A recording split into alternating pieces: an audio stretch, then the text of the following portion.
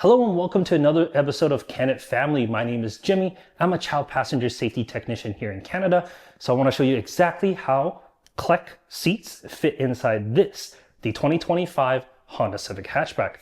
Let's take a look. As you can see, I already have the base for the Ling installed here on the driver's side. Very easy to put that in. The lower anchors are very easy to access, just right behind this flap. And once it's installed, it's ready for the infant carrier itself. Because of the roofline, it is a little bit lower than like an SUV per se. And because of that, you just have to lower it just a little bit beyond that roofline to get that in there. But once installed, it should be totally adequate. I'm 5'11", sitting in front. I have no worries in terms of headroom or legroom or anything like that. Let me get this out and put in a rearward facing seat for you. I wanted to show it here on the driver's side just so that you can see my driving position at 5'11". I didn't change that at all. I was still able to put a car seat like this in. So even though the Civic is relatively a small platform, you're still able to carry kiddos in the back without sacrificing too much comfort for the front occupants.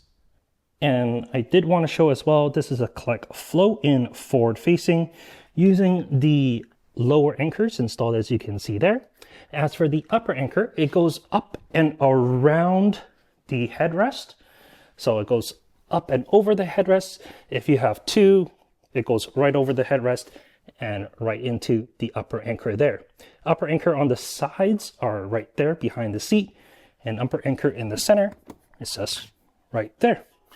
And since I'm here, trunk is absolutely huge, so you can definitely store your stroller and whatnot. But yes, do always make sure to check your owner's manual, as I have here, for your upper anchor placement. Some cars are a little bit different. Some cars want to have it over the middle. Some cars want to have it towards the side. So definitely check your owner's manual for that.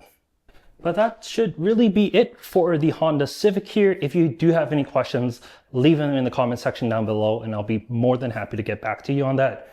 In any case, thank you so much for watching. Have a great day.